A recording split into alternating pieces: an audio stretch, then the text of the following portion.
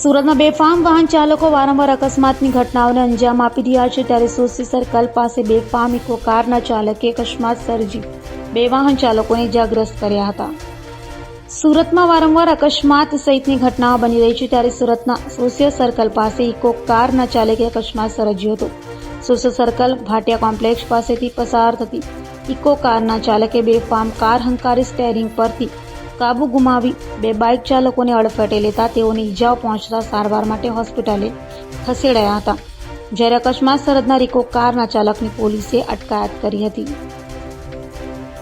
प्रकाश पटेल। हाँ प्रकाश भाई शू जो कई रीतनु हतुं? भाई इको गाड़ी है जो भाटिया कॉम्प्लेक्स में निकली और एकदम एटली ओवर स्पीड में थी कि सीधा जो भाटिया कॉम्प्लेक्स की अंदर पेला 2 जे टेबल बनावेला है, पहला 2 टेबल ने तोड़ा, त्यार पछी एक बीजू टेबल जेवुं देखातुं छे एने बी तोड्युं अने जे काच बी मूकेला था ते पण रोड पर तूटी गया है। तो जे आ भाई रोड पर बाइक जती हती, 2 बाइक सवार था, તેમના પર ઠોકીને ચડાવી દીધેલી છે અને જે બાઇકની કન્ડિશન જોતા એમ લાગે કે માણસો મરી ગયા હોય એવું લાગે છે, પણ હજુ સુધી 2 મહિલા નથી જીવતા છે.